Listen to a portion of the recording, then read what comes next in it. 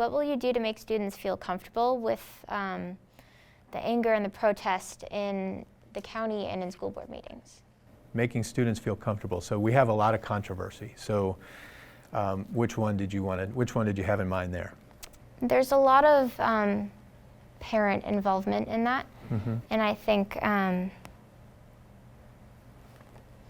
the general environment of the discussion and the fact that there's a lot of yelling, there's people fighting at school board meetings, there's students being made fun of when they're speaking, and I think on that topic. So I think that the behavior of some of those who attend the school board meetings is shameful. I think it's out of place. I think anger in those situations is misplaced, and those displays are absolutely inappropriate. This past Tuesday night at our school board meeting, when the student representative from Parkview High School was giving her report, she was heckled from the crowd and left for a few moments in tears and was very affected by that. That was absolutely unacceptable, and that behavior by adults should never be accepted and never be normalized. I think one of the things that we really need to realize as a community is that we can have disagreements in policy. We can disagree about masks. We can disagree about other mitigations, quarantining. We can disagree about how we teach history. We can disagree about how we teach social emotional learning and concepts. And that's fine. That's what America is about, right? Disagreement and coming together and discussing. But when you bring that much anger and that much hatred to your disagreement, I can't hear your argument because of the way that you're presenting it, because I've already shut down. So I think that's unfortunate. The last community message that I put out on Wednesday this week started with, there's passion on both sides of the mask debate, but neither side wants harm for students. Neither side wants harm for kids. So if you want a mask in place, you're not a child abuser. If you don't want a mask in place, you're not neglectful of your children. It's a difference of opinion about how to respond. And it's unfortunate, but it doesn't need to be surrounded in hatred. So yeah, I think all of that is unfortunate. In terms of the student perspective, do you feel that students won't share their opinion or will be scared to share their opinion because of the way that adults treat students in general and especially at these meetings? Yes, I've gotten emails from students and also from other community members who said that they have opinions on matters that come before the school board, but they won't come and speak at a school board meeting because of the feeling in the room and the tenor of those discussions during public comment. For instance, when the governor's order, which is Executive Order 2, came out that said masks were optional for students in K-12 education, I received 512 emails, and some of them were duplicates because people sometimes email the board and copy me, and sometimes they email me and copy the board. So some were duplicates. But of those that were not duplicates, over 400 were in support of the mask mandate, and less than 50 were opposed to the mask mandate. So what you see at the school board is not necessarily representative of the entire community. That's an organized group of parents that has a particular point of view, and they passionately express that point of view at the meetings, which is their right. Again, I wish they would do it without the anger and the hatred in their voices, but that's their right to express that point of view. But there's a wide variety of opinions about masks in schools, and I think the majority of our community is in favor of masks at school. And again, we see that here at Dominion. When you have 100% of the students wearing masks, that means you all know the importance of it. You all know that that's what's keeping you safe and keeping you in school, along with our other mitigation efforts. So there's a lot of variety of opinion. It just doesn't get seen, and it certainly doesn't make the news, because what makes the news is what is sensational, right? So they can exaggerate that and put that on the news, and then there's an assumption that that's all of Loudoun County, and that's not all of Loudoun County. I think as a result of that, we've seen a lot of noise, like you said. The news sensationalizes things. They exaggerate. So how do we as students How would you advise that we sort through that noise and try and find the real news, what's happening? So I think that's a difficult thing to do, right? I think you watch your community and you ask others what their opinion is, and you have discussions at the community level to really see what's going on. And then when you see a news report, you weigh that with your own experience. So you may see a news report about a school in Western Loudoun, and the way they do the camera angles, the way they overlay with voice, it may look like there was a huge protest out there. And then I would weigh that with your experience here at Dominion. And I would call up my friends at Woodgrove and say, hey, I heard there was a disruption or a demonstration outside your school today. And then those students would tell you, yeah, it was about 10 parents. But that's not what the news tells you. The news tells you there's a big parent demonstration. So I think those kind of things, and fact check as much as you can, because it's a local issue. And I know you all are connected with students at other schools. You have the opportunity to fact check these things on your own, especially as journalism students. How do you balance the needs of students with the volume of the parent groups that we mentioned earlier? Every decision I make, I weigh against what's best for, in my opinion, what's best for 81,000 students. And I get emails from parents who have children that have cancer, from parents whose children have who are immunocompromised, who are really afraid of COVID, and literally send their kids to school, and that's it, right? They don't go out of the house as a family. They haven't been out of the house in a very long time. And those fears for them are very real, and that danger of COVID for someone who is sick already is also very real. In the science, that's called a comorbidity, and we know that if you have a comorbidity, then you're more likely to have serious COVID. So I know that there's parents who will say, well, there's been 0 deaths of students between 5 and I think 17 in Loudoun County, and that's true, but there hasn't been 0 hospitalizations. There hasn't been 0 serious illness. So to say that because no one died, we can get rid of our mitigation is a bit of a misnomer, because that misrepresents the risk. I think 1 student dying of COVID, if we could have prevented it, is too many. So this is a little bit of a different topic, but how was the decision made not to release the findings of the independent review about how LCPS handled these sexual assault cases last year? I'm glad you asked that question, because the independent review was done. I was the face of the independent review. I announced that we were going to do it, but that really was the purview of the school board. And so when you have an attorney that's working for the school board is their client, and it's 100% the school board's decision about whether they release that report or not. They really didn't even ask my opinion, so that was their decision, and I do not have the power to override it. So if they, and they have said publicly, and they've also issued a statement on this matter, that they're not going to release the report, and so I don't have the power to override them. So as you know, Governor Youngkin was sworn in on January 15th. And he passed 11 executive orders on his first day. And a lot of those concerned education. Are you worried about the new executive order concerning critical race theory and ending the use of divisive concepts? So on the face of it, we all expected Governor Youngkin to issue that order, right? He campaigned on that. That was not a surprise that he was going to issue that order on the first day. So people tend to loop a lot of things under critical race theory. So I don't want to get into critical race theory a whole lot. But what I do advocate for is the accurate teaching of history and for radical inclusion of all students, regardless of race, ethnicity, gender expression, orientation, ability, body type, all of those things I argue for radical inclusion. I'm going to continue doing that. I also think that some of the things in there he may or may not be able to do. So there's things in the Code of Virginia, like culturally responsive teaching is required by the Code of Virginia. We're still going to be required to give teachers professional development on culturally responsive teaching.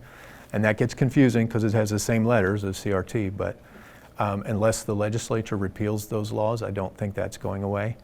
I also, in the Code of Virginia, is also a requirement that we teach students on basic social and emotional things, so things like morality, loyalty, things like that are also embedded in the code, so we will continue to instruct students there unless these things change in the code. So what we do here in Loudoun County is provide an excellent education, but everything we do is rooted in the requirements of the state. And so curriculums come from the state, well, not curriculums, I'm sorry, objectives come from the state in the form of SOLs. And we don't have the authority to deviate from what the state tells us to really teach. So we're going to continue doing what we do, which is deliver excellent education for everyone. Do you think that this news could impact the work of the Equity Committee? I don't think so. I don't think so. There's some proposed bills in there. There's one bill that's really far out there from the House. I can't remember the number, that says school divisions can't hire anybody with the title Director of Equity, which is odd to me because the governor just appointed a Director of Diversity, Inclusion, and he switched the word equity, but diversity, inclusion, and equality. So these are efforts that are happening at all levels of the government anyway, and so then you're just kind of arguing semantics. But no, I think the Equity Committee will continue to work and continue to do good work for the school division. Last year was really when their work was scheduled to end. They were an ad hoc or temporary committee of the school board, and the school board voted to make them a permanent committee of the school board. So I don't see it going anywhere. I don't think the majority of those who are on the school board right now would vote against the Equity Committee. And they all have representation on the Equity Committee as well. So they all appoint one member, and then there's some community organizations that appoint a member. There's some self-nominated folks, and this year, very exciting, the Equity Committee has expanded to students. So there's 3 students from across the division who will be on the Equity Committee as well. And students picked them too. They offered suggestions, and my student advisory committee looked at all the applications without names on them or without identifying information, and they said, here's the 3 that we think are the best. And so that moved forward. That's very exciting for this year as well. Have you had a lot of parents sending you messages about possibly divisive topics? So I don't get a lot of emails on that anymore. Last time we talked, I was getting a lot of emails on that, but not so much anymore.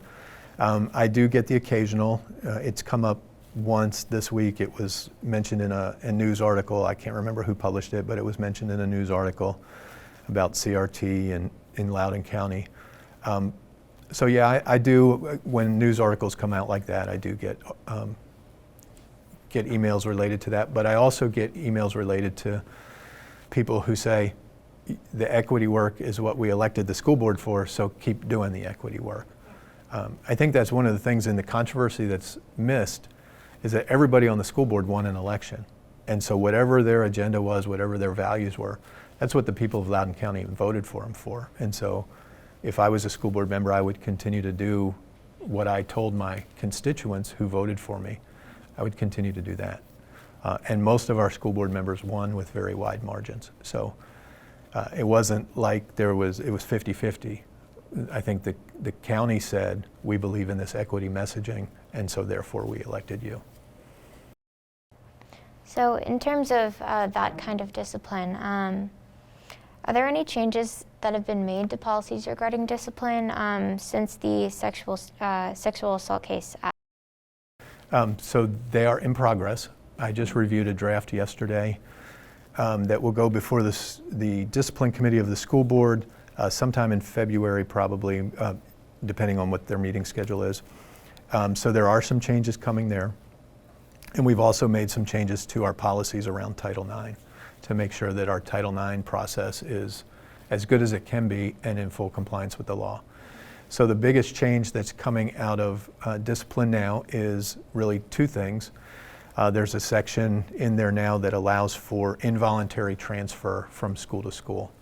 And so before October, what Loudoun County was doing and had been doing for a very long time was a student who was involved in serious discipline could be transferred to another comprehensive high school. So I have ended that practice. So that will not appear in the updated policy. What is happening now is students who are involved in serious discipline are placed immediately into alternative education.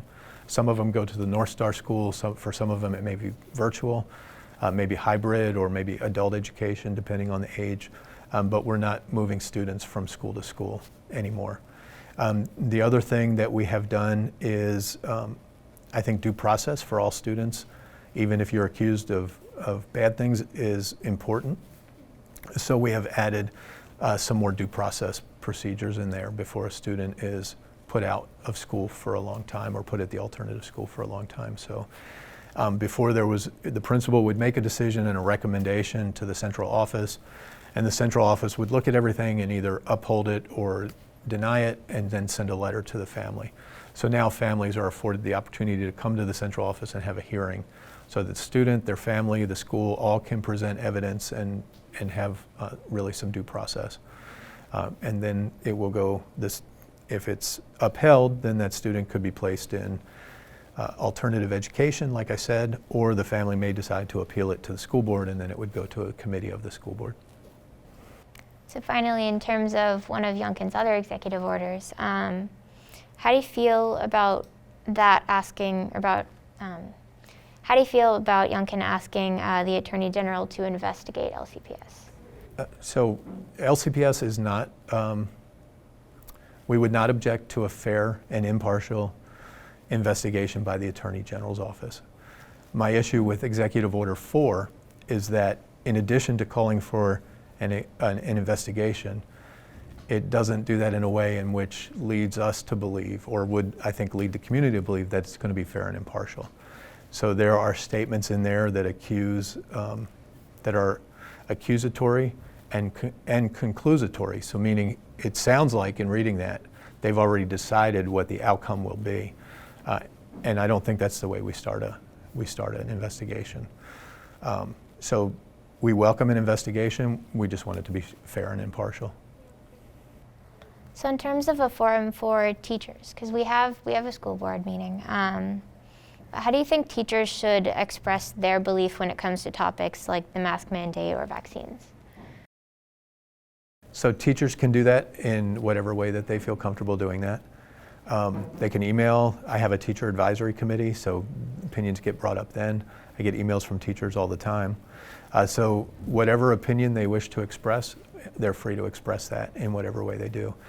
The one thing that sometimes teachers think they can do is they can't, as part of their comments or as part of their protest at school or whatever, they can't go against school policy. So a teacher who refuses to wear a mask, much like a student may face discipline for that, a teacher will face discipline for that as well. So you can have an opinion about masks and you can voice that opinion.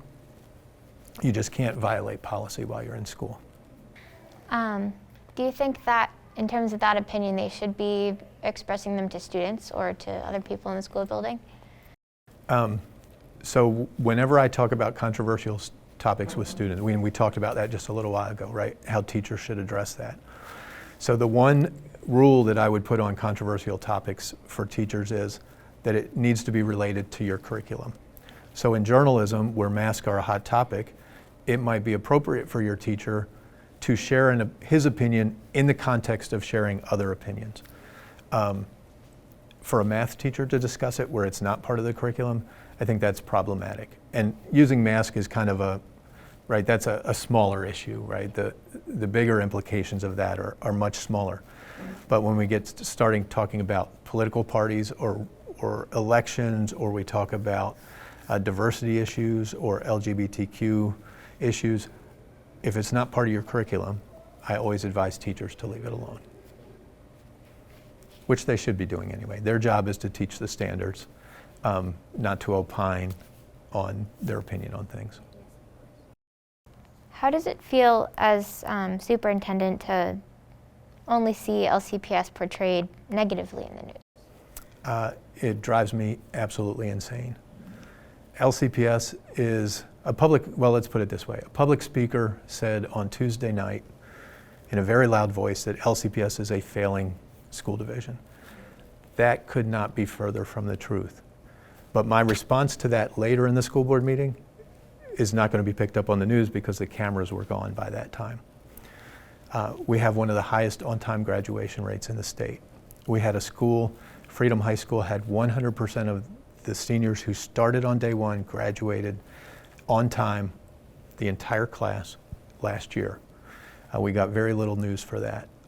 Our students are doing fantastic things, developing apps that are changing healthcare, doing things that are going into space. I mean, so many amazing things that you just can't even list them all. Our sports teams, we have tons of sports teams and individuals that are state champions. We have elementary schools that are doing wonderful work in their communities. Middle schools, I just reported this week on a middle school that raised hundreds of pounds of food for a food bank, or elementary school, I think that was. Loudoun County is an excellent school division, and it's really unfortunate the way that we're portrayed and nothing annoys me more. Nothing annoys me more that is allowed to happen at a school board meeting, and that the news shows up for it month after month after month, and that narrative goes out. So I try to combat it every step I can. That's why at every school board meeting I give good news at the start of the meeting, and then we send that out as a newsletter to all staff, gets it. But I think we really need to do more to combat the negative messaging that's out there. And we put out good news, and I wish more of it got picked up, because we're doing great things.